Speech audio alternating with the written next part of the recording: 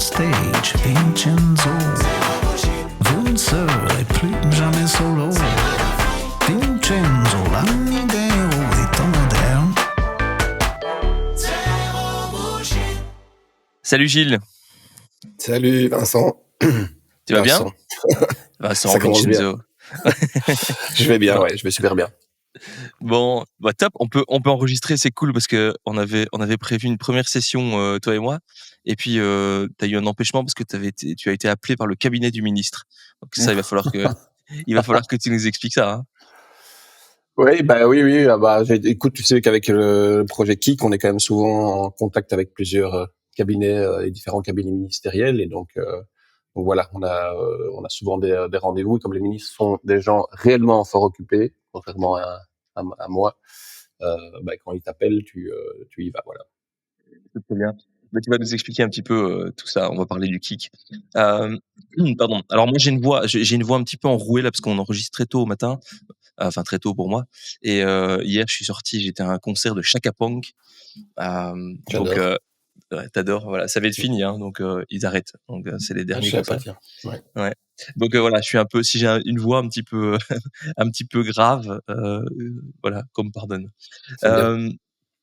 Ouais, c'était top. C'était vraiment génial. C'est des showmen, showwomen. C'est vraiment impressionnant comme truc. Non, vraiment, c'était vraiment top. Voilà, pour la petite anecdote. Alors, on a quelques points communs, toi et moi. On vient tous les deux de la même ville, Namur, dans le sud de la Belgique, donc. On a commencé notre carrière plus ou moins en même temps. Je pense, 2006-2007, donc il y a bientôt 20 ans. Hein. Ouais, Ça ne nous rajeunit pas. Donc, et on a commencé de la même manière avec l'agence web. Toi avec Doc Studio, moi avec Pepper and Coffee. Et donc voilà, c'est intéressant, on va pouvoir parler un petit peu de tout ça. T'as commencé en 2006, Pepper & Coffee? Ouais, je pense, ouais. Ouais. 2006-2007 par là. 2007. Toi 2006, non? 2006, ouais, Doc Studio. Ouais. Ouais. Moi 2007, donc juste un tout petit peu après. Mhm. Et je me souviens au début. On était précurseurs, quoi. Ouais, bah je sais pas. Ouais. Je ris. Ouais, non, il y avait des plus précurseurs que nous. Hein. Je pense notamment à Brice Le Blévenec là, qui était vraiment précurseur. J'essaierai tiens une fois d'avoir dans le podcast. Oui, ça peut être super intéressant. Mais évidemment, t'as pas fait que ça. En 20 ans, t'as pas fait que Doc Studio. T'as fait plein de choses. T'as été hyper prolifique. T'as lancé un festival digital international, le KIC. T'as été prof invité à Albert Jacquard, qui est une école de design, graphisme. T'as lancé une seconde agence avec ton frère. Enfin, tu vas nous en parler, mais donc voilà. Est-ce que tu crois qu'on peut faire le truc qu'on fait habituellement dans les podcasts? Tu peux nous retracer un tout petit peu ton parcours, ton historique, Tu as 2 ceux heures. qui ne te connaissent pas. Alors, j'ai 2 heures, oui. Non, c'est une blague. Non, mais c'est vrai, on est dans un format long, hein, donc on peut franchement prendre notre temps. Ça va plutôt dépendre de ton emploi du temps à toi, mais j'ai 2 heures, ouais. Non, je rigolais, mais donc oui, écoute, voilà, on est, moi je dis toujours, je fais partie un peu de la première génération Internet, hein, un peu quand même, tu vois.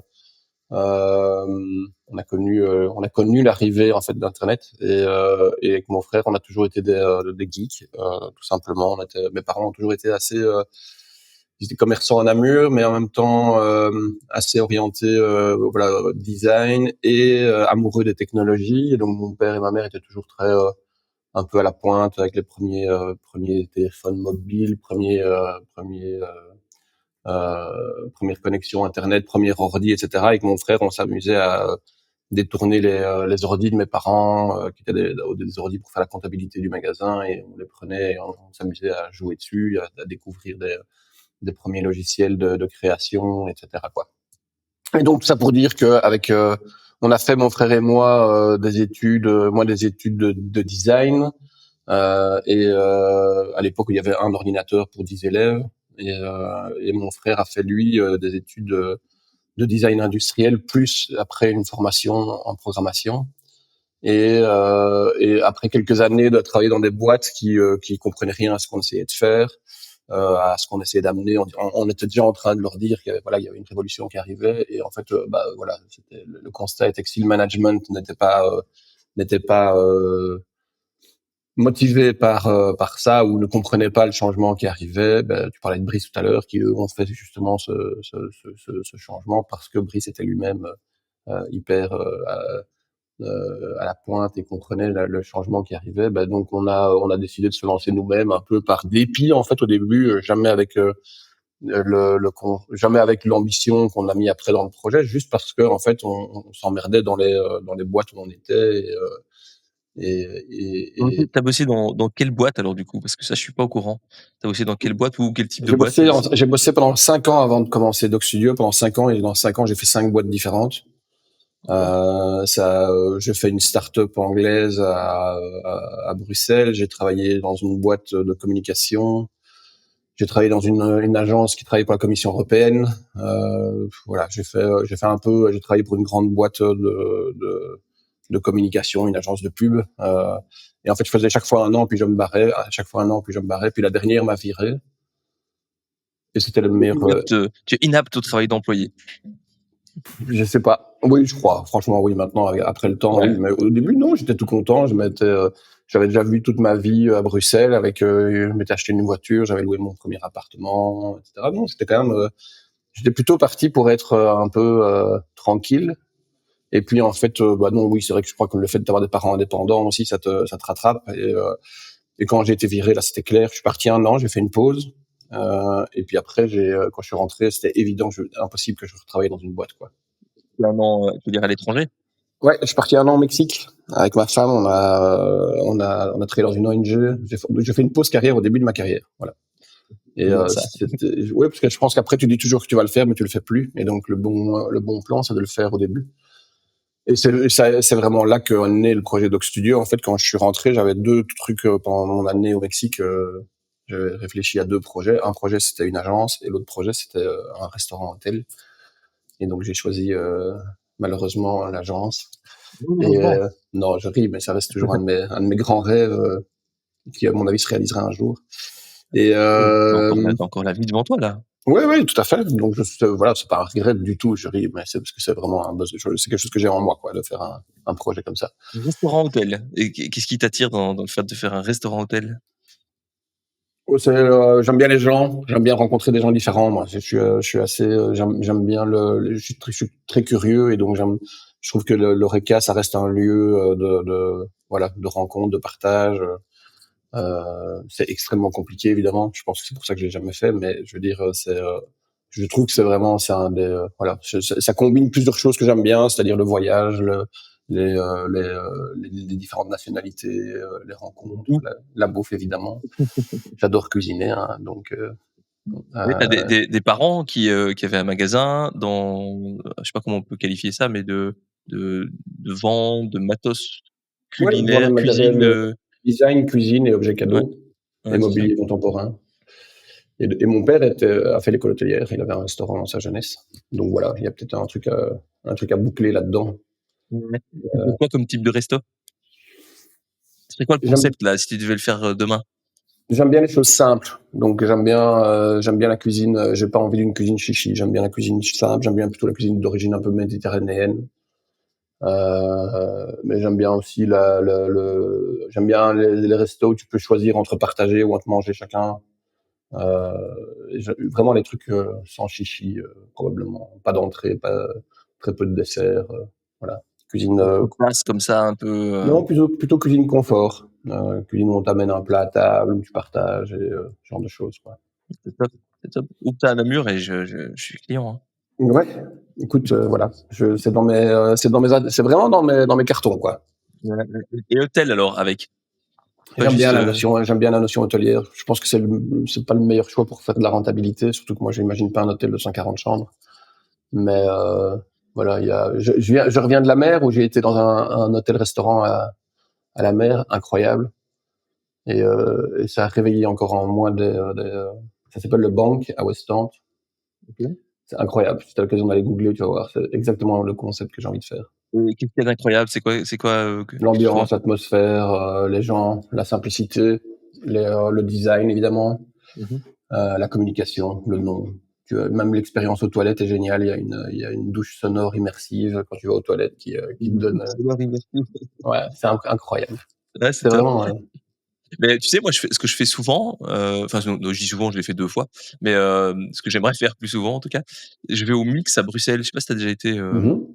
dans cet endroit et je me prends une nuit d'hôtel. Je passe 2 jours là-bas, je travaille 2 jours là-bas et je fais des réunions. J'en profite pour, me faire un repas le soir avec quelqu'un que je vois rarement parce qu'il est à Bruxelles et je passe une Excellent. nuit dans la chambre d'hôtel et comme toi, j'adore. Alors après, heu ouais, me lancer là-dedans, ouf, ça doit être, c'est marrant le resto, moi j'ai aussi ces petites, tu vois, ce truc, je me dis: «Un jour peut-être, quand j'aurai plus besoin de gagner de l'argent», tu vois?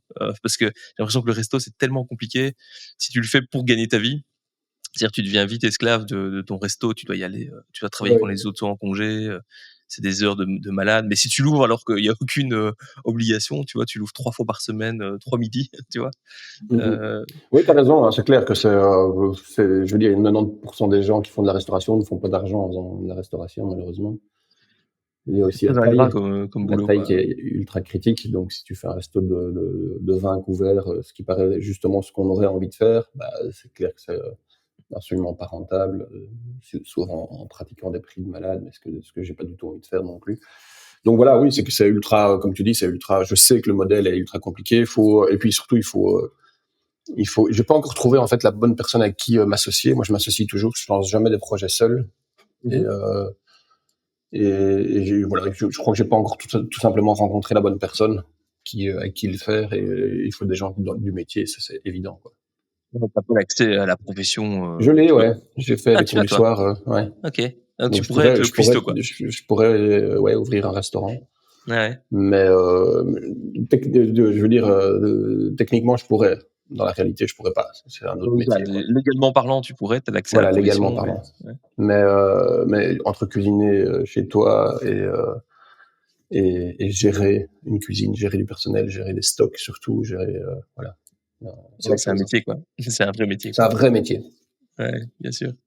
Et donc du coup, attends, donc Oui. tu disais, tu es parti après 5 ans d'errance, entre différentes boîtes où ça s'est mal passé. Tu es parti Après, 1 c'est pas an, d'errance parce que j'ai beaucoup appris quand même, hein. Et alors, j'ai eu beaucoup de mes premiers clients qui étaient des gens dans ces anciennes boîtes. Donc, c'est aussi un petit truc, un petit fil rouge que j'ai toujours. Moi, c'est toujours partir en bon terme, toujours garder les contacts avec les gens. Tu vas toujours les recroiser un jour dans ta vie, quoi. ouais, c'est vrai.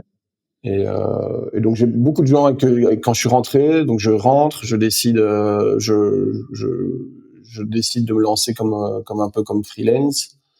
Mon frère vit un peu la même situation de l'autre côté, c'est-à-dire qu'il il travaille chez Pfizer, un grand groupe pharma. Je crois qu'il s'emmerdait aussi, et puis il commence à se lancer comme indépendant sur le côté. Et moi, très vite, je récupère des clients des boîtes où j'étais, voilà, qui m'avaient dit, quand tu rentres du Mexique, fais-nous signe si tu te lances, etc. Et puis, avec mon frère, on s'installe vraiment dans le grenier au-dessus du magasin de mes parents. On s'installe tous les deux et on a notre propre client. Et puis, très vite, un troisième pote vient nous rejoindre aussi, un peu comme indépendant complémentaire. Et puis là, c'est là que naît réellement Doc Studio, quoi. Le studio, donc du coup, qui est une agence, comment est-ce que tu la qualifierais? Une agence marketing, digitale, web?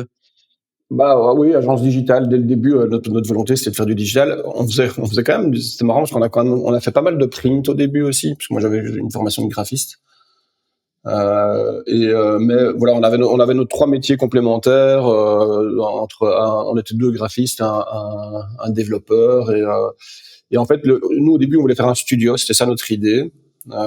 C'est marrant parce qu'en fait, on, on, on s'était dit, OK, il n'y a pas assez, on a besoin d'avoir plein de compétences différentes. On va créer un studio et tous les gens vont venir dans notre grenier, que ce soit un photographe, quelqu'un qui fait de la vidéo, etc. Ils venaient dans notre grenier et on va faire un studio. Puis on a ouvert un dictionnaire, on avait le mot dog et on a ajouté Dog Studio, voilà. Et au début, c'était parti un peu comme ça, quoi. Un projet en disant, on va faire un truc différent. On voulait faire de la com différente, on voulait faire des sites web différents. C'était l'époque du Flash, tu vois. Mon frère était ultra passionné par le Flash, donc on était hyper Devenu cette motivés. époque. C'était fun, ouais. Franchement, c'était hyper fun. Et donc voilà, c'était l'idée. Je pense que je sais pas le dire autrement, c'était faire une boîte différente. C'était ça qu'on se disait, quoi, tu vois. Et donc le nom Dog Studio, parce que j'allais te demander, Dog Studio, c'est vraiment, j'ouvre le dictionnaire et je trouve le mot dog. Je te promets, c'est ça. Tout le monde a toujours dit, vous aimez bien les chiens. Moi, dans la réalité, c'est le pire, c'est que j'aime pas tellement les chiens. C'est dingue ça. Ouais. Et donc on dit Doc Studio ça claque. Et puis alors Mathieu me dit je te prends un email, il me dit le nom de domaine est libre, je te prends un email, je te fais Bichon. Puis je dis ok, toi tu seras Caniche. Et puis le troisième on a dit tu seras Roquet. Et puis c'est parti comme ça avec tous des noms de chiens. Et pendant 15 ans on a eu jusqu'à 80 noms de chiens dans la boîte quoi. Ouais, c'est ça. Moi, j'ai toujours étonné de recevoir des emails de Mathieu, notamment ton frère. Ouais. Alors, je sais plus, c'est Caniche, c'est ça, hein? Lui c'est Caniche, ouais. Ouais, Caniche à Doc Studio, mais ça surprend toujours, même après J'avoue. plusieurs années. Mais ouais, c'est cool. En même temps, effectivement, vous êtes quand même vachement dans la du côté marketing du digital. Et donc forcément, on le sait bien, il faut sortir du lot, il faut se faire remarquer, donc c'est un bon différenciateur, j'imagine. Ouais, et c'était, tu vois, vu qu'on était, on est arrivé sur un marché où même à Namur, parce qu'au début on était à Namur, où il y avait les agences qui étaient là, c'était vraiment des agences de communication. C'était pas des agences digitales. Elles travaillaient pour des services publics, pour des, enfin voilà, il y avait pas. En plus Namur, c'est pas une ville où il y a énormément d'entreprises qui ont des grands besoins de communication pour se différencier, etc. Donc on était un peu, on avait besoin un peu de changer les choses et donc du coup de se différencier. Et c'est vrai que quand on envoyait des mails avec de Bichon et de Caniche, tout de suite ça faisait parler les gens et les petits chiens. Enfin voilà, franchement ça a participé un peu à l'état d'esprit. Et je pense que c'est aussi un état d'esprit quoi. Très vite notre slogan c'était We make good shit. Et ça aussi les gens, c'était ils se marraient en voyant le truc et puis ça nous a positionné dans une volonté qu'on a toujours eu un peu de se différencier quoi. Ouais, mais c'est clair, c'est très différenciant, c'est clair. Et donc là tu lances Doc Studio en rentrant du Mexique. Ouais. Vous êtes 3, enfin vous êtes très vite 3. Et puis là tu disais 80, donc vous êtes passé de 3 à 80. Au sommet, on a été je crois 75, quelque chose comme ça mais le chemin il est long hein. Tu vois, on a un quatrième associé qui revient puis qui s'en va, puis après on a 2 nouveaux associés qui arrivent, Jules et Henri, tu connais hein, Henri Daubré. Là la boîte vraiment se développe et en parallèle à ça je retombe sur 2 copains d'école, Gaëtan et Gaël, qui eux étaient après leurs études étaient partis dans une carrière de musicien à Namur. Et en parallèle à cette carrière de musicien, il développe un projet d'installation interactive lié à la musique. Et nous, chez Doc Studio, qui avec la boîte commence à grandir, on commence à avoir pas mal de clients qui nous demandaient de lancer d'organiser des événements, et quand on organisait des événements, d'organiser des trucs différents. Tu vois, c'était l'époque des Twitter Walls, etc. Et ils cherchaient de l'interactivité sur leurs events. Et donc du coup, je suis allé les trouver en leur disant mais tiens, est-ce qu'on ferait pas un projet ensemble? Puis on a fait un projet pour le lancement du programme Creative Wallonia. On a fait des installations interactives et de là on a créé cette boîte qui s'appelle Superbe, qui est dirigée par Gaëtan et Gaël et qui réalise encore maintenant des installations interactives, des projets plutôt de performance artistique, toujours dans le domaine de la culture numérique. Super belle boîte qui fait vraiment des projets incroyables un peu partout en Belgique et ailleurs dans le monde. Je suis intéressé de voir. Il y a le site, j'imagine, Superbe. Ouais, superbe.be. Là où j'imagine il y a des photos, des vidéos. Ouais, il y a des vidéos, etc. Parce que c'est vrai que expliquer des installations interactives, c'est toujours l'enfer. Les vendre, c'est compliqué, mais les expliquer, c'est encore pire. Et donc, il y a aussi, je pense, chaque année vous faites ça. En tout cas, c'est vous qui vous faites une espèce de grosse installation dans la ville de Namur, c'est ça hein? Je sais pas si vous faites ça encore. Superbe est à la tête d'une organisation qui organise chaque année le parcours en lumière pendant les fêtes de fin d'année à Namur. Ça fait 3 ans qu'ils le font et donc franchement c'est assez remarquable. C'est un parcours qui se tient, s'appelle Namur en lumière. Voilà, ce sera lancé dans un mois à mon avis plus ou moins. C'est intéressant pour ceux qui veulent voir. Dans un mois, ouais, donc plutôt début décembre. C'est intéressant pour ceux qui veulent aller voir un peu ce que Superbe est capable de faire. C'est vrai que c'est impressionnant dans la ville des installations. C'est ouf, super chouette. Surtout que ça change un peu des bêtes LED, des parades RTL dans les rues. Et il y a pas que, ils sont un collectif avec toute une série d'artistes qui travaillent dessus. C'est vraiment chouette. C'est un super projet, je trouve. Et alors tu disais, c'est compliqué à vendre? Oui, bah là, de manière générale, l'art numérique est vraiment, c'est quelque chose d'abord très compliqué à installer. Il n'y a pas beaucoup de lieux, il y a pas beaucoup de lieux d'exposition. Ça coûte relativement cher. C'est pas quelque chose que les gens achètent, donc il n'y a pas beaucoup de collectionneurs d'art numérique puisque voilà, par défaut, ça vieillit pas toujours bien, c'est compliqué à, à installer, à collectionner. Et donc il y a un très petit marché, à part l'événementiel, les festivals comme le KIC, des moments comme Namur en Lumière ou le Festival de Lumière à Gand, à Bruxelles, etc. Donc c'est un art qui est pas simple, quoi, qui est pas facile. Il faut trouver des alternatives, il faut trouver des clients. Il faut parfois sortir justement de l'installation artistique pour passer dans l'installation interactive. Avec Superbe fait les deux, hein, fait aussi bien ses propres installations, ce qui devient d'ailleurs majoritaire dans leur travail, mais fait aussi des commandes pour des agences de communication, ce genre de choses, quoi. Et donc ça donc Superbe, c'est en parallèle de Doc Studio? Voilà, on crée Superbe en parallèle à Doc Studio avec un actionnariat commun. Et puis après naît le projet Kik, où là, avec Gaëtan, mon associé de Superbe, un jour on revient de voyage, on avait été participer à un festival à l'étranger et on se dit mais c'est quand même dingue qu'il n'y ait rien en Belgique qui met en avant la culture digitale en fait tout simplement. Et en fait c'est un peu, je crois que ça a été un peu notre manière de fonctionner depuis toujours avec mes associés et potes. Tu vois, avec Doc Studio, on se plaignait il y avait pas de boîte qui faisait ce qu'on avait envie de faire. Ben on se dit voilà, on va le faire nous-mêmes, quoi. Et puis Superbe, là à ce moment-là, il y avait vraiment personne qui faisait de l'installation interactive. Et puis hop, on fait naître le projet. Puis le kick, on se dit plutôt que se plaindre, tu vois, il y avait Digital First à l'époque, il y avait rien d'autre qui réunissait. Je sais pas si tu te rappelles, hein, toute notre bande de Twitter et compagnie. À l'époque, on se réunissait même parfois dans un parc pour boire un verre et donc Ouais, je me souviens qu'il y avait rien effectivement. on se dit c'est con. Et puis du coup on le fait et en 3 mois, je crois, on monte le kick. Vraiment un peu sur un coup de tête, on va chercher un petit budget à l'agence Wallonne des télécommunications qui s'appelait à l'époque et on fait venir des intervenants qu'on avait déjà vus dans d'autres festivals et puis c'est comme ça que naît le projet, quoi. KIKK, hein, Voilà. KIKK Festival. Ça veut dire quoi, KIKK? C'est l'acronyme de quelque chose ou? D'ailleurs quand tu le dis comme ça, c'est vraiment pas beau. Ouais, c'est vrai.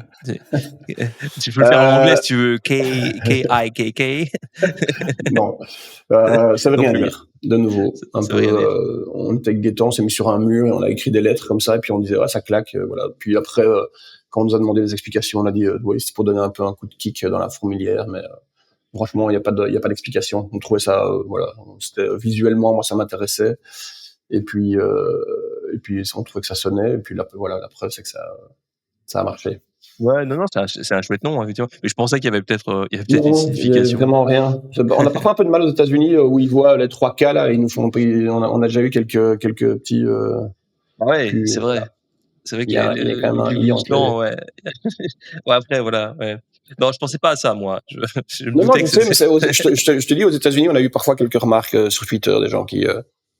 Ah ouais, ouais, ça m'étonne. Ouais, ça m'étonne pas non plus. Parce qu'en plus, le i, effectivement, visuellement, il est beaucoup moins visible que les 3K. Ouais. Donc, parce qu'il est plus petit. Surtout sur le logo, quoi. Mais enfin voilà, donc et donc ce projet-là se développe, ça devient après quelques années, on en fait une ASBL et maintenant c'est une ASBL que je pilote pour le moment et qui a bien grandi, qui est impliqué dans plein d'autres projets. Ce que j'allais dire, tu peux nous donner un peu les chiffres du kick, tu sais, des chiffres qui claquent, parce que je sais que c'est Ouais. devenu énorme.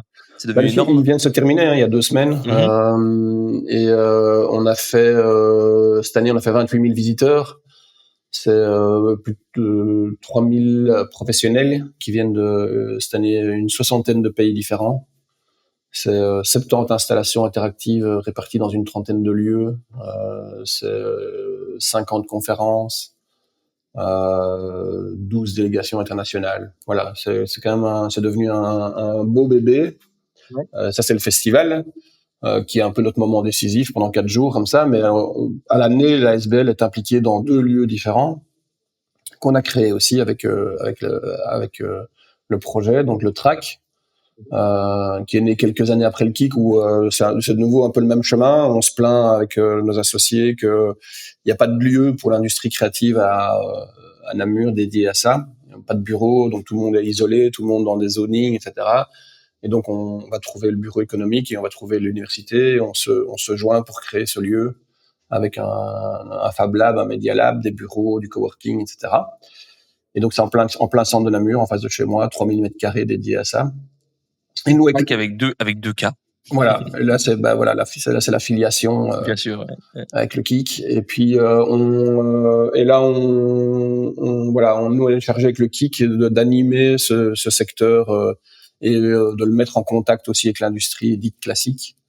On gère le Protolab et on gère le Media Lab. Donc c'est toute une équipe qui est dédiée à ça. Et puis depuis maintenant 4 ans, 3 ans, on est en charge du pavillon, qui est le pavillon de l'Expo universelle de Milan, qui a été de la Belgique, et donc qui a été ramené par la ville de Namur sur le sommet de la citadelle. Et là, on a un grand lieu d'exposition dédié à sensibiliser plutôt le grand public. Donc au TRAC, on est sur un public professionnel, et au pavillon, on est sur un plutôt grand public et jeune public, et les sensibiliser à travers des expositions thématiques aux enjeux des nouvelles technologies, à travers des projets d'art, science et recherche. Donc le pavillon, pour concrètement qu'on comprenne ce que c'est quoi? C'est un musée? C'est un lieu d'exposition? C'est pas un musée, c'est un lieu d'exposition, voilà, dans lequel on organise des grandes expositions qu'on construit nous-mêmes pour la plupart. Jusque maintenant, on les a toutes construites nous-mêmes. À travers en cours maintenant jusque janvier, il y a une exposition qui s'appelle Stellarscape, qui s'appelle la recherche spatiale. Et donc la thématique ici est le spatial, et on démontre en quoi les nouvelles technologies, en quoi la science, en quoi le regard d'artistes, etc. Nous permettent d'appréhender en fait l'exploration spatiale. Et ce qu'on essaie de faire à travers ces expositions, c'est de donner des clés aux gens, pas amener un discours unique. On a fait des expositions sur l'intelligence artificielle, on en a fait sur la robotique, on en a fait sur la nature et les nouvelles technologies. Et donc chaque fois essayer de faire mûrir et tirer un peu le territoire vers le haut sur ces thématiques-là, quoi. Donc on prend une ça se visite, c'est très accessible, très bon marché. Avec un prix spécial pour les Namurois, mais c'est hyper accessible. C'est très beau en plus comme endroit. L'endroit est magnifique, ouais. C'est vraiment on est déjà dans un vaisseau spatial, ce qui est bien pour Stellarscape, mais c'est vrai qu'on est vraiment dans rien que l'endroit est remarquable, donc c'est. Ouais, la citadelle de Namur, la vue, il y a le téléphérique qui arrive là maintenant. Donc moi j'ai jamais été dans le pavillon. Je pense que je ferai une fois avec mes enfants. En plus t'as des enfants, hein, donc franchement il faut y aller. Cette expo elle plaît vraiment aux enfants. Voilà, on essaye de faire des expos qui ont aussi des moments d'accessibilité pour le jeune public, quoi. Enfin des étapes d'accessibilité. Par exemple dans le sous-sol, on travaille fort sur le jeune public. Puis on a des médiateurs qui accompagnent aussi les gens, etc. Je veux mettre ça au planning. J'y avais jamais vraiment pensé.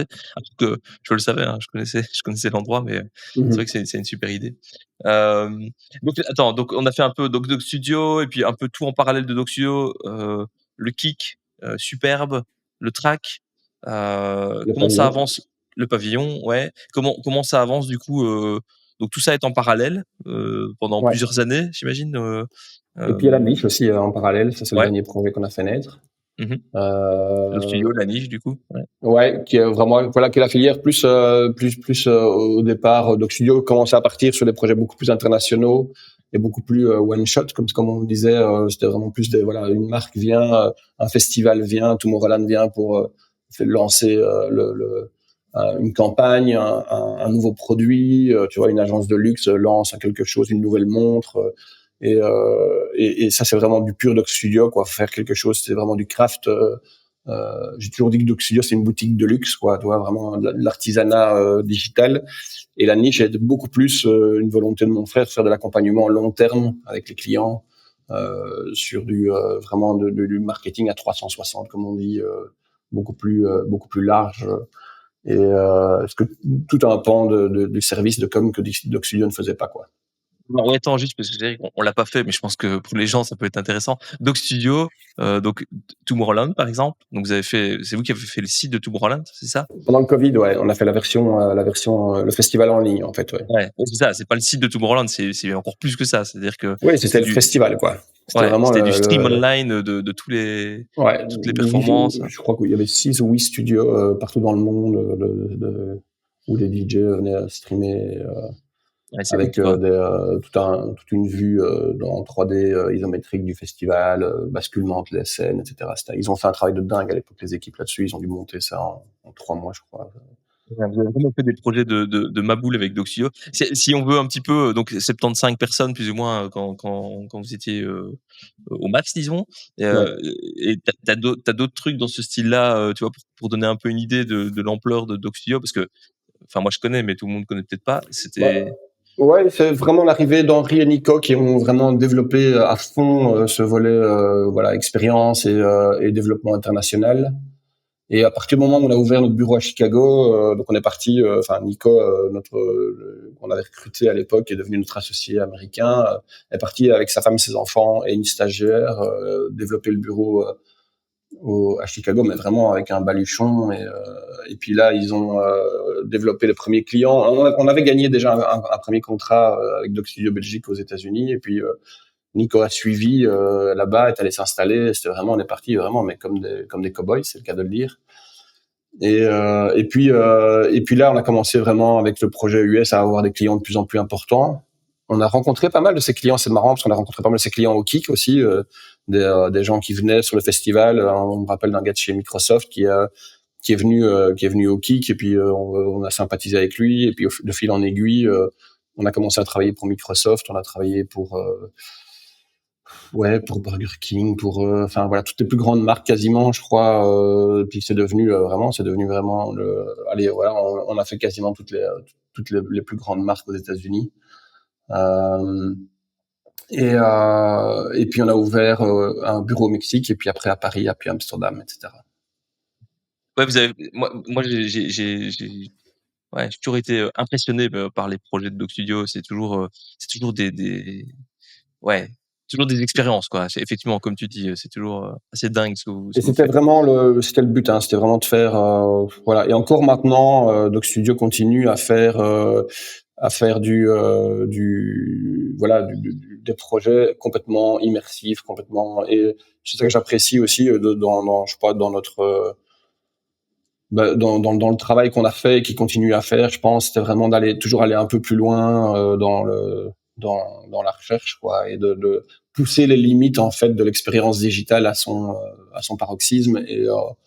Et c'était voilà, on a fait des projets pour Virgin Galactic, tu vois, voilà, pour tous les premiers aussi, pour Adobe, pour Panasonic, enfin voilà, pour Amazon et compagnie. C'était vraiment Donc, c'était déjà le coup, je pense, si je ouais, me souviens tout à bien. fait. Moi, Ouais. je suis fan d'horlogerie, donc Mais je sais. ouais. Moi aussi, tu sais.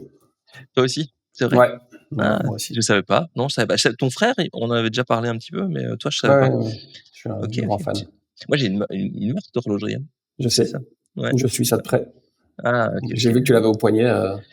Ouais, effectivement, effectivement, le prototype. Un prototype tout foireux, mais quand même. Je suis impressionné, hein, je t'avoue vraiment. C'est vrai, ouais, c'est Ouais, sympa. je suis vraiment impressionné. Je savais pas que c'était imaginable. Ouais, c'est un boulot de dingue. C'est vraiment un boulot de dingue. C'est pour le coup, c'est le truc le plus compliqué dans lequel je me suis lancé. Je m'attendais pas du tout à ça. Tu sais, l'habitude du web, du software, où en une semaine tu peux sortir quelque chose. Ouais, l'industriel, la prod, l'hardware, c'est vraiment un autre monde, quoi. Où les Ouais. délais, ouais, les délais sont complètement dingues. Et je pense que nous, on a un défaut, les gens qui travaillent dans le digital et dans la com digitale. Je pense on a toujours l'impression qu'on sait un peu mieux que tout le monde, ou en tout cas qu'on sait tout faire. Et quand tu es confronté à justement ce genre de choses, tu te rends compte que pas du tout, quoi. Ouais, non, c'est clair. Mais effectivement, après je pense que c'est la naïveté, nécessaire pour se lancer dans ce genre de truc. Moi, je suis aujourd'hui, honnêtement, donc j'ai été voir des 1ers, fournisseurs suisses il y a 2 ans et demi, et aujourd'hui, quand je repense à ça, je me dis: «Mais putain, qu'est-ce que je devais avoir l'air bête, quoi, tu vois? Avec ma naïveté, tu vois, en disant: «Salut, je voudrais une montre comme ça, c'est possible?» Et tu sais, les gens étaient très bienveillants, tu vois? Ils m'ont dit: «Écoute, je pense que tu devrais peut-être t'entourer, avec des gens qui savent faire, parce qu'effectivement, c'est vraiment complexe, quoi. C'est vraiment complexe». Et tu as raison, le digital, en fait, enfin, moi, je sais pas toi, hein, tu nous diras, mais il y a un côté où rien ne semble impossible, quoi. Tu dis, bah, il suffit de mettre un peu de temps, de s'installer devant, toi, tu ouvres ton laptop, tu t'installes et puis t'apprends, quoi. Mais effectivement, c'est pas comme ça dans tous les secteurs, dans toutes les activités. Ça s'apprend pas de faire une montre, tu vois. Il faut aller voir des gens qui savent faire. Au départ, moi, je voulais faire une marque en Belgique, une marque belge, et en fait, bah, c'est juste impossible. Impossible. Il y a pas les compétences, il y a pas le savoir-faire. C'est même des gens qui font de la micromécanique depuis 20 ans ici en Belgique, ils te disent ouais, non, c'est trop spécifique, c'est trop compliqué, on sait juste pas faire, quoi. Et donc c'est vrai que c'est un peu surprenant quand tu viens du digital, tu dis mais non, comment ça on sait pas faire? Ben si, on va trouver un Ouais, moyen. Mais voilà. Mais c'est bien, parce que tu vois, tu t'es pas arrêté à ça, et c'est ça que je trouve remarquable, c'est que t'apprends, quoi. ouais, non, mais c'est clair, c'est clair. Mais OK.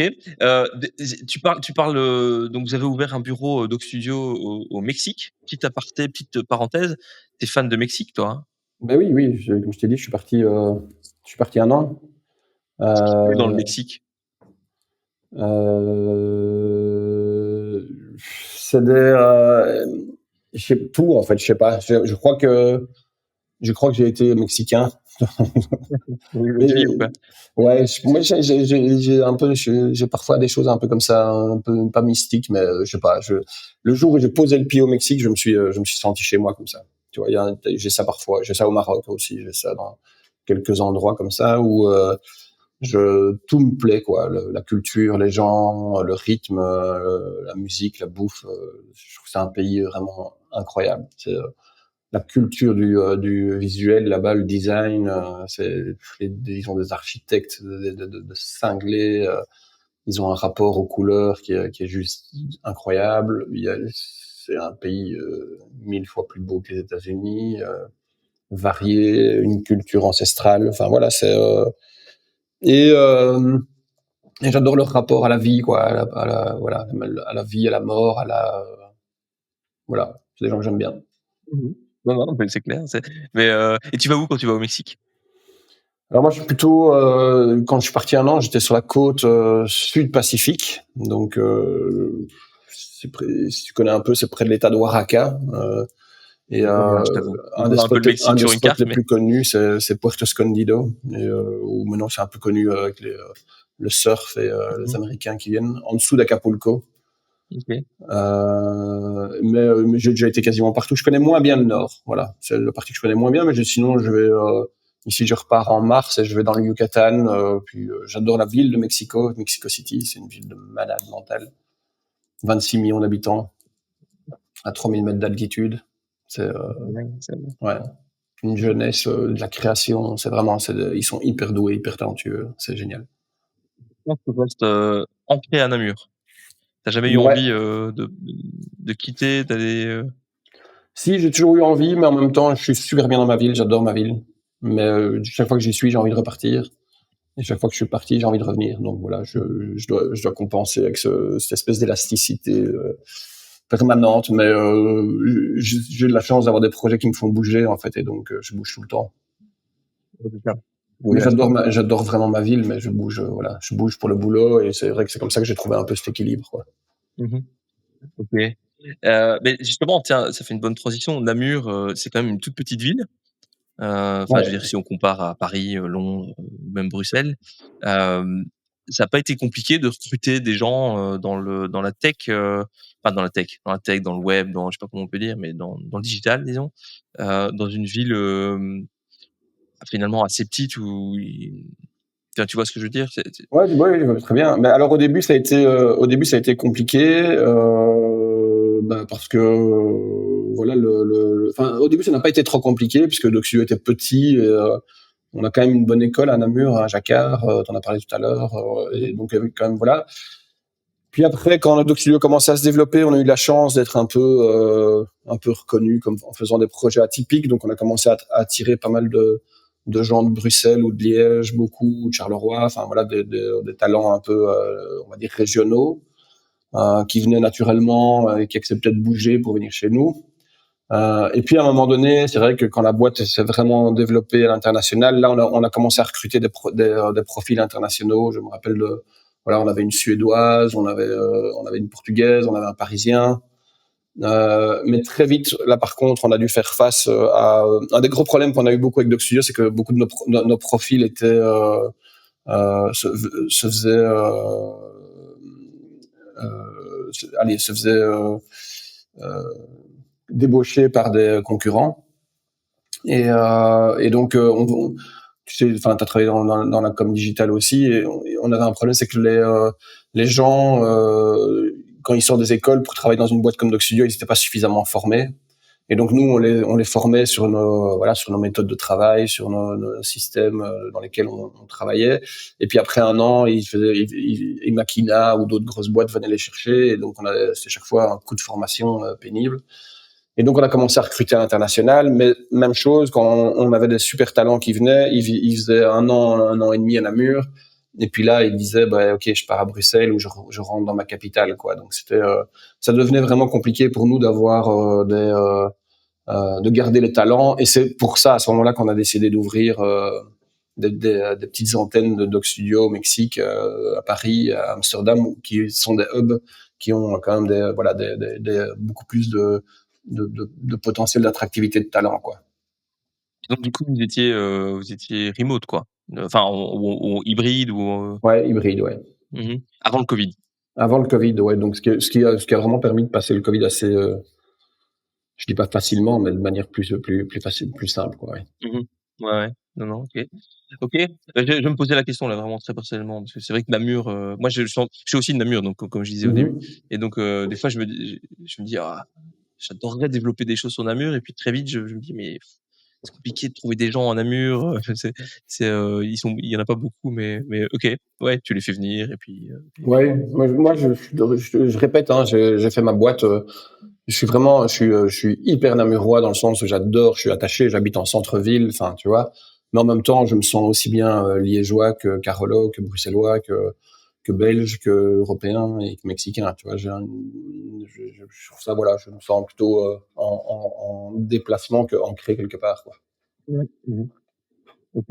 On s'est un peu arrêté dans le parcours de Doc Studio, parce qu'en fait c'est pas fini. Donc la niche, vous avez créé la niche avec ton frère. C'est Mathieu, hein, qui gère la niche. Ouais, Mathieu Antoine, ouais. Mathieu Antoine, ouais. Et donc parce que donc c'est quoi la suite de l'histoire pour Doc Studio? La suite de l'histoire, c'est qu'à un moment donné, voilà, on a Superbe, on a le Kik, on a la niche, on a Doc Studio. Tout est chaque fois piloté par un des associés. Gaëtan gère Superbe, Mathieu la niche, moi le Kik, Henri Doc Studio. Et puis là, on est approché par un fonds américain à travers une agence hollandaise qui s'appelle Dept, et qui vient nous trouver pour faire l'acquisition de Doc Studio, justement en pleine sortie de Covid, avec toute cette mouvance métavers et sites immersifs, etc. Et Dept était chargé par ce fonds américain de recruter toute une série d'agences talentueuses dans ces domaines-là. Et donc voilà, on a discuté pendant un an et demi avec eux, et puis après on a été racheté, et ça m'a permis de sortir et de m'occuper d'autres choses. Et alors c'est quoi la raison pour laquelle on se dit au bout d'un moment, tiens, parce que ça faisait quoi? Ça faisait 16 ans, c'est ça? Ouais. Donc au bout de 16 ans, qu'est-ce qui fait qu'on se dit parce que vous avez pas cherché à vendre, on vous a contacté? Ouais, on n'était pas vendeur, on nous a contactés, et on avait déjà été approché une fois, c'est comique, par une boîte, je sais pas si tu connais Weno, une super belle boîte américaine. Weno. Weno? Non. Ouais, vraiment une magnifique boîte américaine qui a ensuite été rachetée par Twitter. Ok. qui est devenu X maintenant, et qui à l'acquisition de Musk a été complètement scratché. Donc, L'œil professionnel, communicant, marketing, qu'est-ce que tu penses de ce renaming Twitter en X? bon, je trouve ça horrible. Ouais, je trouve ça horrible. Je trouve ça. Ouais. J'arrive pas à trouver une personne qui me dit: «Ah, c'est une bonne idée». Non. La preuve, hein, depuis tantôt on en parle, je dis encore Twitter, tu vois, mais bon, comme Ouais. bientôt je vais parler, ça va être comme les gens qui parlent en franc belge, tu vois. Mais oui, écoute, je sais pas, j'ai pas grand chose à dire. Je trouve que ce réseau est quand même devenu pourri, est devenu, voilà. C'est vraiment. Moi, j'y vais plus donc depuis très longtemps, donc je sais Bah pas trop oui, bien à quoi il donc ressemble. voilà, c'est moche, c'est devenu moche. Et donc autant ne pas en parler. Mais par contre, tout ça pour dire que cette boîte qui voulait nous racheter a été rachetée par Twitter et puis a été scratchée par Musk. Donc si on avait été racheté à ce moment-là, on n'existerait plus. Et en plus de ça, c'était un moment où financièrement Doc Studio était pas du tout en forme, donc ça n'était pas du tout c'était pas une belle mariée. Tandis qu'ici, quand Dept est venu, Doc Studio surperformait, donc voilà, on a pu faire un super bel exit. Et moi c'est ça, moi c'est franchement, on a beaucoup discuté entre associés, parce que c'est comme tu dis, c'est une boîte qu'on a créée à plusieurs, qu'on a développée, et pourquoi est-ce qu'on vend, on se pose la question, puis Thune, quoi, tu peux bah le ouais, dire, la hein. thune, c'est vrai que c'est Bah ouais, évidemment. bah oui, Non, mais franchement, bah ouais. c'était magnifique, et puis on était plusieurs à avoir fait le tour, quoi. Moi, j'avoue que moi, le monde des agences, j'avais besoin de faire autre chose, et que Henri et Nico étaient motivés à rester en plus, parce qu'il fallait évidemment qu'il y ait des associés qui restent. Et donc tout s'alignait bien, et puis voilà, c'était vraiment un bel exit, quoi. Une belle opportunité, quoi. Vous Ouais. l'avez saisi. Ouais. Et ça nous permet de faire d'autres choses, ça qui est bien aussi, quoi. Ouais. J'ai jamais créé Doc Studio dans le but de la transférer à mes enfants, tu vois. Je me suis jamais dit que c'était une boîte voilà. Alors vous avez vendu quand? Ça fait déjà un petit temps, comme ça fait déjà Ça fait 2 ans. 2 ans. Et alors tu dis, c'était l'occasion de faire d'autres choses. Du coup, tu as fait quoi d'autre? Bah, je me suis lancé dans des différents projets. J'ai investi. J'ai fait quelques investissements dans des boîtes. J'ai créé. Quoi? C'est quoi tes investissements? Parce que tu peux en parler, hein. Ouais, j'en parle pas trop. J'aime pas trop en parler parce que après il y a plein de gens qui viennent qui m'envoient des emails, et j'ai pas le temps de m'en occuper. C'est trop tard là. T'as dit que t'investissais, c'est fini. Oui, mais je suis pas investisseur, je suis pas un serial investisseur. J'ai investi, voilà, j'ai investi dans des biotech. J'ai investi dans des petites boîtes liées plutôt à la créativité numérique. Business Angel, alors, comme associé. T'as pas acheté des actions sur eToro, quoi. J'investis aussi en bourse, ça, oui. Ouais, non, mais je veux dire, donc ce dont on parle ici, c'est des investissements vraiment où tu connais les gens, où tu connais la boîte, et puis t'as mis. Pas toujours, non. C'est des gens qui sont venus me trouver aussi, qui sont venus avec des projets qui me parlaient, et dans lesquels j'ai mis un peu d'argent, quoi. Donc en Business Angel, quoi, vraiment. Ouais. Voilà. Okay. Et puis j'ai créé une société immobilière aussi, avec 2 potes, et on se lance dans du co-living, sujet à la mode. Et un peu comme toi avec les montres, tu te rends compte que c'est pas la même chose. Et que l'immobilier, travailler des artisans dans du bâtiment. C'est pas la même chose, mais voilà, le projet avance, on ouvre bientôt. Okay. Et on est déjà sur les suivants, donc voilà. Attends, juste, c'est quoi le concept? Donc vous achetez des apparts ou vous achetez des choses? On a acheté une première maison ici. On fait 11 chambres dans le centre, en plein centre-ville. L'idée, c'est de travailler sur vraiment un système de co-living un peu à la Coab, si tu connais, à Bruxelles, mais plutôt dans les villes secondaires. Donc, tout un marché qui n'intéresse pas Coabs. Et donc, c'est plutôt travailler justement sur des villes comme Namur, Liège, Leuven, enfin voilà, des villes qui sont pas ni Bruxelles ni Anvers, quoi. En fait, tu rentres dans l'hospitalité déjà un petit peu là. Ouais. C'est pas un hôtel, parce qu'on travaille fort l'expérience dans notre co-living là. C'est vraiment évidemment. Et là, évidemment, on utilise notre background de com, etc. pour essayer de faire quelque chose de plus expérientiel, quoi. Il y a déjà un nom ou tu peux déjà en parler ou... Ouais, ça s'appelle Casemat. Mais si tu le cherches, tu vas rien trouver encore. Okay. Non, mais Casemat. Casemate, ouais. Ok, top, top. Et ça, t'as fait ça, du coup, avec des associés, quoi. Tu fais rien tout seul. Non, jamais. Enfin, non. Ça m'intéresse, ça. Pourquoi tu fais rien tout seul? Parce que je suis trop touche à tout, je crois. Je sais pas rentrer dans un projet et aller le tirer jusqu'au bout, si tu veux, quoi. C'est pas ma force, je crois. Je suis plutôt là, j'aime bien le lancer. Je suis là pour ouvrir des portes, amener des choses, le tirer, etc. Mais une fois que c'est trop installé, ça ne me plaît pas. C'est pas toujours facile d'ailleurs pour mes associés parce que parfois tu vois, je ne sais pas être dans un seul projet en fait déjà. Alors que ces projets, tu vois, Doc Studio, à un moment donné, c'est trop dispersé. Et quand on a mis Henri à la tête de Doc Studio, c'est devenu beaucoup plus clair, beaucoup plus parce que lui, voilà, c'est quelqu'un qui voulait s'occuper que de Doc Studio de A à Z jusqu'au bout, et c'est beaucoup mieux pour le projet, quoi. Ouais, ouais, je comprends. Je sais pas si c'était un atout ou une malédiction, un peu des deux, à mon avis. Oui, c'est un peu de deux, mais avec le temps, tu le sais. Au début, voilà, moi je sais maintenant que c'est comme tu dis, ça peut être une force ou une faiblesse, mais moi maintenant que je maîtrise un peu plus ça, je connais mes forces et je le dis dès le début, et puis voilà, Ouais.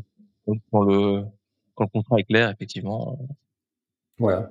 Ouais, non, c'est cool, c'est cool. Donc, un peu de business angel, du co-living.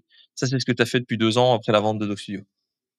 Ouais, je m'occupe du Kick toujours, hein, je suis quand même Ouais. à 100% à la tête du Kick maintenant, et puis alors je suis en train de lancer une nouvelle boîte, quoi.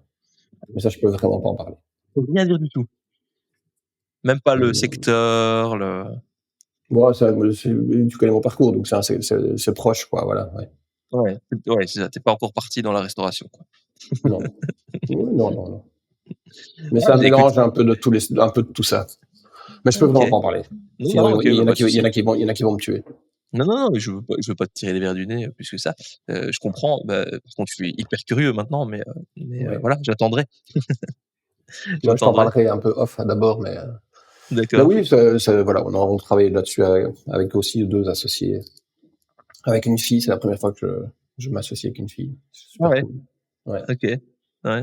C'est pas un choix, hein, c'est juste comme ça, voilà. Non, je m'en doute. C'est pour ça que j'ai pas posé la question, je m'en doutais, mais ouais. Ok. Top. Alors, donc ça, c'est ton parcours en fin de compte. Je pense qu'on y est, on arrive à aujourd'hui, donc c'est vraiment un parcours hyper riche. Je le savais, hein, mais en le racontant, je me rends compte que Ouais, ouais, c'est beaucoup de belles rencontres, hein, franchement. Après, là, c'est la belle histoire, hein. Il y a eu plein de moments chiants, difficiles, compliqués. On ne savait pas comment payer les gens, on ne savait pas comment terminer le mois, on ne savait pas comment vendre un projet, etc. Tu sais ce que c'est aussi, ce monde où ouais. tu recommences tout à chaque fois. Alors ouais, moi je t'admire d'avoir fait presque 20 ans. Alors après, comme tu dis, t'as cette capacité à mettre d'autres personnes au quotidien aux commandes, mais c'est vrai que moi l'agence, j'en suis sorti au bout de 4 ans moi, et je voudrais plus jamais y retourner, quoi. Heu, c'était vraiment dur, quoi. Honnêtement, les comme tu dis, de recommencer tout à chaque fois, en fait. Je trouve que c'est vraiment ça. Ouais, ça J'ai demande un vraiment nouveau une cl motivation hyper. Voilà, c'est vraiment aller chaque fois chercher un nouveau projet, quoi. Ouais, nouveau projet, nouveaux clients, nouveaux interlocuteurs, et on recommence tout, et puis, ouais, puis on on a du mal à se faire payer, et puis, ouais, moi, c'est les souvenirs que moi, j'ai beaucoup d'assez mauvais souvenirs de l'agence, hormis le côté, oui, les projets, parfois les projets étaient sympas, mais Mhm. ouais, je t'admire d'avoir réussi à faire ça, à à un tel niveau, honnêtement. Hem, Merci. de j'ai des petites questions, un peu plus ouvertes, un peu plus, tu vois, pour aller gratter un peu. Hem, alors j'en avais une sur le fantasme de reconversion, mais ça tu m'as déjà répondu, je pense que c'est assez clair, mais tu en as d'autres, peut-être? Des trucs vraiment où tu te dis: «Si j'avais pas eu cette vie, si j'avais pas fait ça, j'aurais pu être cette personne». Ouais, vraiment, je te dis, c'est vraiment Ouais, un projet lié à l'ORECA. Je- J'adore quand même aussi j'aime bien les métiers d'artisanat, en fait. C'est un peu paradoxal, ouais. mais faire du pain, par exemple, voilà, c'est un truc que j'en fais beaucoup, et c'est un truc que je trouve qu'il y a Boulanger. il y a un marché dans la boulangerie encore qui pourrait, voilà, de la place. Mais voilà, c'est aussi un métier de malade mental. Ouais, je comprends. Moi, il y a un truc, par exemple, la coutellerie, c'est un truc qui m'a toujours intéressé, tu vois. Ouais, moi aussi, C'est j'adore. C'est marrant, c'est vrai? j'ai pensé à relancer une marque de couteaux à Jean Blou, là, tu vois. Ouais. J'ai un Je pote qui l'ai l'a fait, hein, d'ailleurs, à Namur, là. Ils ont Ouais, lancé un c'est projet. marrant qu'on soit attiré par ce genre de choses alors qu'on a la tête dans le digital, tu l'expliques, tu penses que c'est un besoin d'aller vers des choses plus, Ouais, je pense que ça a besoin d'aller concrètes? vers des choses plus concrètes, ouais, je pense que c'est ça. Puis, voilà, moi j'ai aussi, j'adore le digital, mais j'adore aussi aller dans les bois, ramasser des champignons, aller faire des trucs hyper physiques. C'est pas pour rien qu'on fait un festival où les gens se rencontrent, parce que, enfin voilà, c'est une des pires périodes de ma vie, c'est la période Covid, quoi. J'ai détesté Mmh. ce truc, je déteste les zooms, je déteste parler là face à travers Ouais, un écran, j'aime pas, quoi. Tu vois, c'est pas un truc ouais. qui me convient, quoi. Non, c'est vrai. Écoute, ça serait mieux dans un studio au minimum, mais c'est vraiment impossible à gérer, Oui, oui, mais c'est pas un d'organiser reproche, des hein. podcasts. Non, non, je sais bien, mais c'est parce que je te comprends, je suis comme toi, moi aussi, nous, on est full remote maintenant et c'est pas tellement par choix, quoi. C'est plus, voilà, le monde va dans ce sens-là et puis les gens, ils veulent plus se déplacer, de faire 2 heures de route par jour pour aller travailler, donc Ouais. mais je suis comme toi, moi, j'aime bien le face à face, quoi. Heu, c'est vrai que ces calls, par écran interposé, c'est pas toujours marrant. Mais ouais, donc un jour tu lanceras peut-être, une marque de coutellerie alors? J'adore, je collectionne les couteaux, je crois une petite centaine. C'est vrai, oui, c'est vraiment quelque chose que j'adore, quoi, ouais. Ouais, les beaux objets, les belles choses. Ouais, les beaux Ouais. objets, l'artisanat, voilà. Mais non, je pense qu'au niveau reconversion, là, l'Horeca, c'était vraiment ça. C'était ça mon trip. Et Ouais. comme tu dis, c'est pas quelque chose que j'abandonne, c'est quelque chose que j'ai en tête, qui est au fond de moi. Et voilà. Bon, si on revient 2 secondes parce que j'étais quand même curieux, donc du coup, avant-hier, on n'a pas pu enregistrer parce que tu as été appelé par le ministre, le cabinet du ministre. Qu'est-ce que tu fais, avec le cabinet du ministre, du coup? Mais en fait, c'est pas ce que je fais. Tu vois, il y a rien de secret, etc. On est avec le KIC, on a été mandaté depuis 1 an et demi par l'agence du numérique. C'est quel Euh, ministère, en fait, du coup? et dans ce cas-ci, c'est le ministre du numérique, donc le Pierre-Yves OK. Géolet. Mmh. Et qui est par ailleurs ministre de l'économie et vice-président. Et en fait, on a été mandaté par l'agence du numérique, hein, qui est chargée d'appliquer la politique numérique en Wallonie, euh, d'un projet qu'on appelle le WAKE et qui est là pour réunir, cartographier et animer l'entièreté des acteurs de l'écosystème de la créativité numérique en Wallonie. En partant du principe que nous, on a fait le constat depuis après quelques années avec le KIC que notre secteur de la créativité numérique est très éclaté, très morcelé. Il est composé d'une myriade en fait de métiers différents. Ça va aussi bien de l'agence, mais que de gens qui font de la VFX, du motion design, du game design, etc.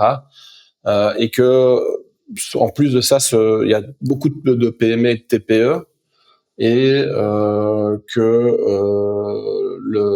énormément de freelance aussi. Et du coup, plein de gens un secteur qui est très peu, voilà, qui est très peu visible, très peu fédéré, dont on sous-estime complètement le poids économique en fait chez nous. Et alors que toutes les études européennes démontrent qu'en fait ce secteur est plus important que l'industrie agroalimentaire, que la pétrochimie, que l'automobile.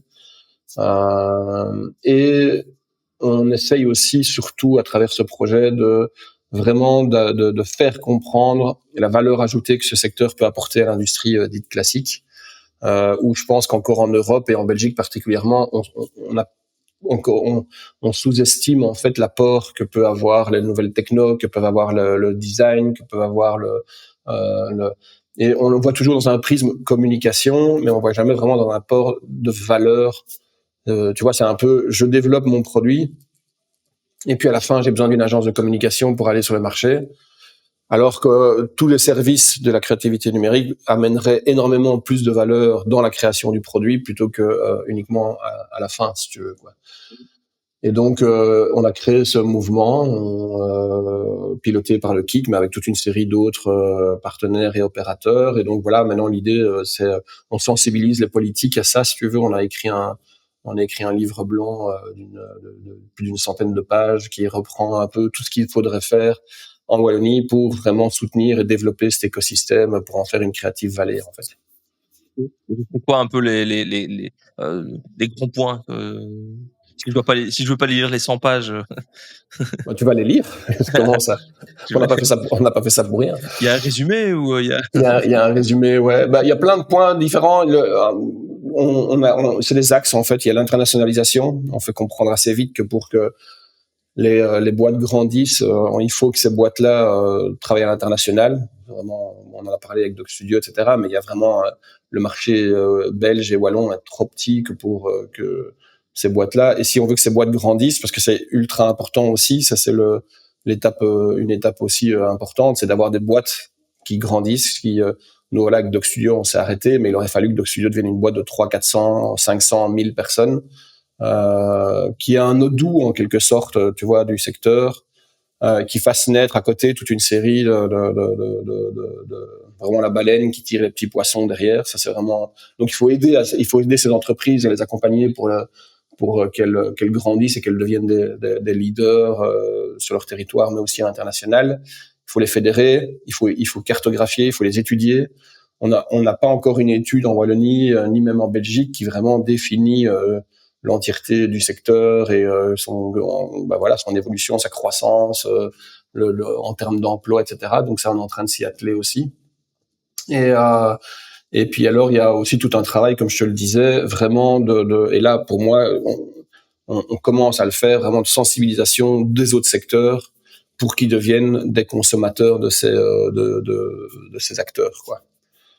Et ce truc dont tu parlais on met vraiment la com tout à la fin et puis Et c'est un truc que les anglo-saxons ont vraiment beaucoup plus compris, où les métiers de designer, de creative développeur, d'esprit qui viennent challenger le projet, c'est vraiment beaucoup plus dans la mentalité anglo-saxonne, et donc ils créent souvent que ce soit du hardware, du software ou même du produit. Ils créent souvent des produits beaucoup plus attrayants parce que justement ils incluent ces services de design au début, quoi. Ok. Et donc en fait, ce qui se passe, c'est que le ministre ou cabinet vous a recontacté suite à votre. C'était une présentation du travail qu'on a fait depuis 1 an, et c'est vraiment voir quelle suite on va donner à ça. Et il m'intéresse, quoi. C'est ça je pense que oui, vraiment, c'est super. Pour le moment, on a une écoute. Je te dirai ça dans quelques mois. On verra si c'est prolongé. Mais oui, je pense qu'on a vraiment une fenêtre pour le moment. C'est vrai où on sent que les politiques, c'est dans la première fois que c'est ce qu'on appelle dans la DPR, donc c'est ce qu'on appelle la politique régionale. Donc quand le nouveau gouvernement a écrit ces grandes lignes de politique régionale, ils ont inscrit les industries créatives comme un des axes de développement économique. Donc c'est une super bonne nouvelle puisque c'est la première fois que ça l'est. Et donc oui, je pense qu'on ça n'était pas jusque là, quoi. Ça n'était pas, non, ouais. Et donc c'est la première fois qu'on a en Wallonie, une possibilité, je trouve, d'aller plus loin. Il faut surtout pas que ça s'arrête. Je pense qu'on a vraiment un potentiel important chez nous. Il y a du talent, il y a des bonnes formations. Il faut aller plus loin dans la formation. Il faut sortir des filières classiques. Il faut casser un peu, hacker un peu toute la lourdeur que peut amener la formation actuellement, qui n'est pas alignée sur le marché. Et donc quoi tu veux dire? Ouais, ça va de l'école, même je te parle même au niveau secondaire, jusqu'à la formation finale, ou la post-formation, ou la formation pour des métiers en pénurie, etc. C'est très large, mais on investit des milliards dans la formation en Wallonie, et il y a encore plein d'entreprises qui cherchent des gens, et entre autres dans le numérique. Et dans le numérique, tu le sais aussi, puisque tu le disais tantôt, quand tu veux lancer un projet, et des gens qui sortent des écoles ou qui sortent des filières de formation, malheureusement, c'est pas toujours aligné avec la réalité du marché. Ça le sera jamais. Il faut être honnête, mais par contre, tu dois réduire. C'est pas normal que, comme je te le disais tantôt, quand nous on engageait quelqu'un, on en a pour 1 an et demi de formation pour le mettre à niveau dans notre entreprise, et puis après on vient nous le chercher une fois qu'il est formé, si tu veux, quoi. Oui, on a l'impression que les écoles ne comprennent pas très bien quels sont les besoins des entreprises d'aujourd'hui, quoi. Je trouve ça normal que qu'il y ait une différence entre les écoles et le monde de l'entreprise, mais par contre, c'est pas normal qu'elles ne peuvent pas se parler, qu'elles ne peuvent pas. C'est normal qu'elles n'avancent pas à la même vitesse, mais c'est pas normal qu'il y ait pas des moments de connexion, des moments d'overlap comme ça ou comme si c'était deux mondes différents. C'est ridicule, quoi. Ouais. Tu vois, quand on voit ce camion Odoo, quand on dit des gens qui râlent que Odoo va mettre ses camions près des écoles pour moi, je trouve ça, c'est affligeant, quoi. Ouais, effectivement, Il vient pas vendre des sodas, quoi, tu vois. Il vient montrer c'est quoi les métiers du code aux jeunes, quoi. Ouais, clairement. Ouais, j'avais suivi cette histoire. J'avais parlé avec lui en plus parce que j'avais été speaker dans la Odoo expérience et c'était plus ou moins à ce moment-là. Et on a eu l'occasion d'en rediscuter après avec Fabien, donc le CEO d'Odoo. Et même chose, il était complètement dépité. Il disait mais je sais que cette mentalité de croire qu'on est là pour faire de l'argent alors oui, certes, on est une entreprise, on fait de l'argent, mais le but c'était pas du tout celui-là avec ce Odobus. Oui, C'est sensibiliser au métier, quoi. Bah oui, parce que eux, à mon avis, ils doivent avoir des sacrés problèmes de recrutement.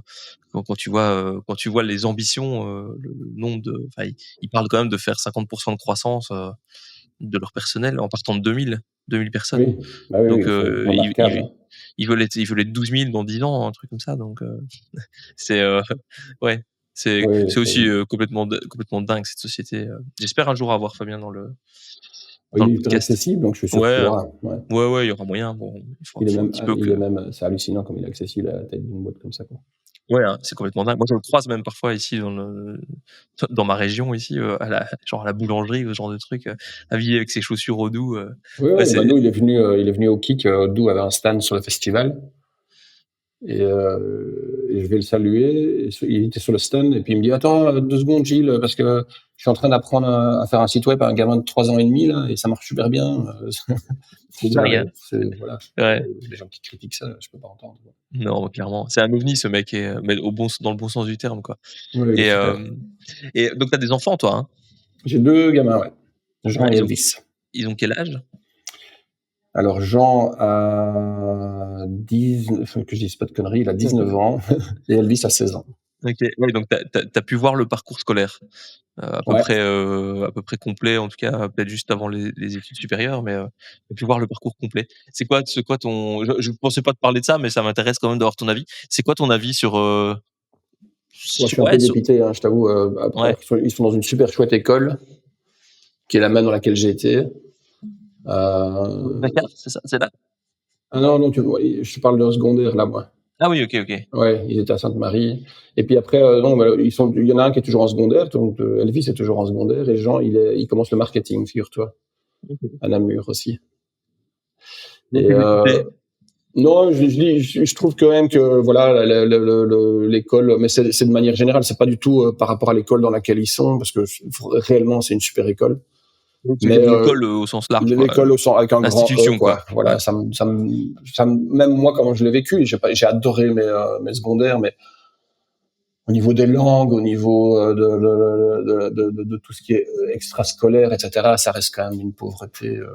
Voilà, c'est compliqué, je trouve, de casser les codes, de faire sortir les jeunes de la classe, l'ouverture au monde. Je trouve qu'elle est quand même vraiment, ça reste quelque chose de pas très, de très pesant en Wallonie, je trouve, quoi, tu vois. Et puis alors après, voilà, Jean fait le marketing, ça a l'air d'être une chouette école, il se plaît bien, il vient de rentrer parce qu'il est parti un an en Argentine là. Et donc voilà, je te dirai ça dans quelques mois si ça fonctionne, si ça lui plaît. Ouais, mais c'est vrai que moi je me dis toujours l'école, quand tu vois le nombre d'heures qu'on a passé, je sais pas toi, mais à apprendre les langues à l'école, le néerlandais par exemple. Et moi je suis une bite en langue. Mais pareil. Ouais. Alors enfin moi je parle anglais, je parle italien. L'italien je l'ai appris en vacances avec mes parents, 1 mois par an, tu vois. On partait en Italie et je l'ai appris comme ça.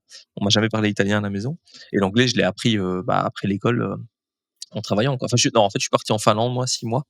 Et je l'ai appris en Finlande principalement. Ouais. Mais alors tu te dis mais quel gâchis en fait, toutes ces heures passées sur les bancs d'école à faire des langues. Ouais. Au final aucun résultat, quoi. Moi je parle anglais comme une vache et je parle bien espagnol parce que je suis parti au Mexique, oui. quoi, tu vois. Et c'est quand même malheureux de se dire mais c'est fou qu'on puisse pas utiliser ce temps, tout ce temps de cerveau de nos enfants pour leur apprendre des choses, parce que c'est quand même un Et échec cuisant. et tu sais comme moi que si jamais nos enfants étaient bilingues en sortant de leur secondaire, ils pourraient déjà quasiment travailler partout dans le monde, quoi. Ouais, c'est clair. Alors moi, ma fille, elle a fait l'immersion, tu vois, donc c'est un peu différent. Ça, c'est quand même un peu positif. Elle est bilingue, tu vois, elle est français-néerlandais, donc grâce à l'immersion. Mais donc ça, c'est quand même une évolution positive. Mais c'est vrai que je prenais les langues, mais il y a plein de matières où finalement on passe des heures sur un banc d'école là, et puis finalement on en tire pas grand chose, quoi. Il y a un côté assez, le niveau est assez bas, quoi. Et alors ça m'intéresse de te poser ça comme question. T'as jamais eu envie, avec tous ces projets que tu fais, t'as jamais eu envie de faire un truc dans l'éducation? C'est marrant que tu me parles de ça. On est en train de travailler sur un projet là-dessus, ouais. C'est pas le projet dont tu peux pas parler? Non, OK, mais je peux pas en parler non plus. d'accord, OK, OK. Bon, bah, c'est doublement, curieux du coup. Oui. Moi je pense Je peux qu'il y pas a en parler tellement non de plus parce choses que à j'aime pas faire. parler des projets quand ils sont pas lancés, pardon. Mmh. Mais voilà, mais c'est vrai qu'on travaille, on réfléchit à ça vraiment, ouais. Ouais, moi Avec des partenaires à Liège et on est en train de parler de ça. je pense qu'il y a énormément à faire, quoi. Honnêtement, Ouais. il y a tellement de choses à faire, OK, Chez les mais jeunes surtout, je trouve. ouais, bah, oui, oui, oui, évidemment. Mais top, bah, écoute, ça m'intéresse, voilà, il va falloir que tu m'en parles aussi en off. Moi, c'est dommage pour Zéro Bullshit où on parle de tout, mais je comprends, il y a pas de Ouais, problème. j'aime pas parler des trucs qui sont pas là, tu vois, quand c'est pas encore, dès que c'est lancé ou que c'est certain, j'en parle, mais quand c'est pas encore certain, j'aime pas. Non, non, mais tu aucun problème, c'est normal effectivement. Mais je travaille sur un projet de, voilà, sur le public secondaire et la formation au métier de la créativité numérique. Comme ça, ça je En peux le dire. Belgique, c'est 12-18, quoi. Ouais, 12-18, pardon. Ouais. Ouais, ouais. Mmh. OK. Ouais, cool. Hâte de voir, ce que tu vas pouvoir faire là-dedans. Et alors, question un peu plus légère, un peu plus voilà, on va voir, mais heu, c'est un truc que j'essaie de poser à tous les gens qui passent dans le podcast. S'il y avait un moment de l'histoire, si tu avais une machine à remonter le temps et un moment de l'histoire où tu aurais envie de revenir, ça serait quand? L'histoire, au sens large, hein, Ouais, c'est-à-dire, ouais. si c'est la préhistoire, c'est la préhistoire, hein. Non, je crois que c'est le Moyen Âge, qui est probablement la pire période de Ouais, l'histoire de c'est marrant le l'humanité. Moyen Âge, ouais. Mais je suis un passionné de jeux de rôle. Enfin, j'ai été passionné de jeux de rôle, de Seigneur des Anneaux, tu vois, Et tu crois qu'en 1200, tu vas faire un Warhammer avec, C'est juste, c'est ça que je te dis. Je suis tout à fait conscient que c'est la pire période de l'histoire de l'humanité, probablement, où les gens vivaient dans la merde et dans le noir et ils bouffaient du chien. Mais c'est vrai ça, tu crois? C'est vrai? Est-ce qu'on n'a pas une image, ouais, je c'est crois que c'est vrai. Hein, c'est ouais? prouvé quand même que c'est pas une période. C'était pas une période. En tout cas, en Europe, avant la Renaissance, c'était quand même pas une période très. C'était une période très dure, très. L'espérance de vie était minimum, etc. Quoi. Mais c'est plutôt ma vision romanesque du Moyen Âge, voilà. Les capes d'épée. OK. Mais tu as droit à un voyage dans le temps, c'est là que tu vas, quoi? Mais non, parce que si je réfléchis bien, c'est pas, ce serait probablement pas le meilleur choix. OK. Et donc Euh, ouais, la Grèce antique, hein, ça doit quand même être sympa, ça. Hein. les Grèces antiques. J'adore la Grèce, c'est vraiment un de mes pays préférés. Et, c'est vrai que vivre la Grèce antique, ça m'aurait plu quand même, quoi, voir ça, à quoi ça Ouais, c'est vrai ressemblait réellement. que l'Antiquité, ça a l'air quand même plus sympa que le Moyen Âge, effectivement. Je crois que c'était plus zen, plus. Plus zen, tu Ouais. crois? Non, parce qu'évidemment, c'était pas plus. Enfin, c'était plus. Si, bah, je pense que c'est plus. Voilà, un peu plus. Puis c'était ouais, non, je prendrais la Grèce antique, il y a du soleil en plus. OK. Donc c'est quoi l'arrivée de la démocratie, ce genre de choses, Ouais, les grandes des philosophes? agoras, voilà. Je sais pas, ça a l'air funny.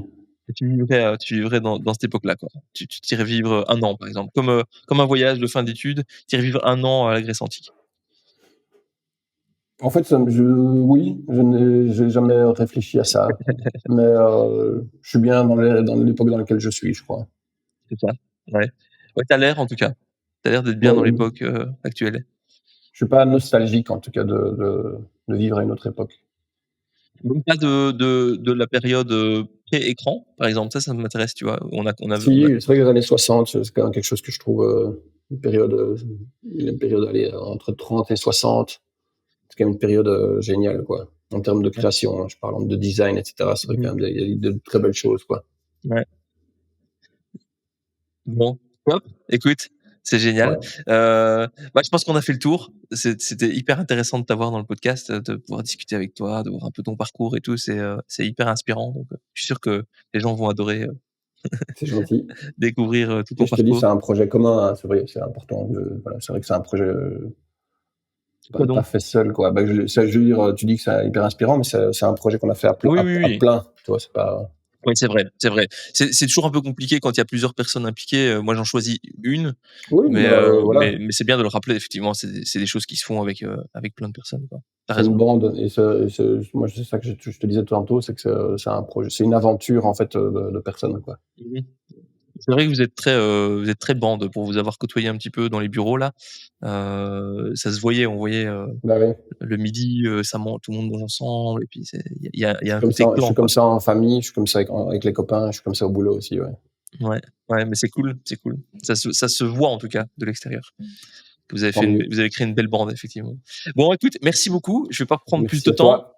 Merci Et pour tout ça. bonne chance pour ta marque. Ouais, pour tous les projets en réalité. Tu lances quand? Ta montre? C'est pas très clair encore. C'est pas Ah, très ça, clair. une question. Ça ne dépend pas que de moi en fait, donc forcément. D'accord. Voilà. Voilà. Prochainement.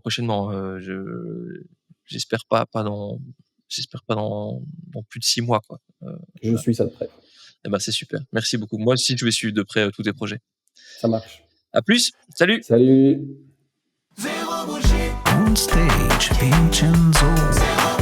Vous ne serez plus jamais solo.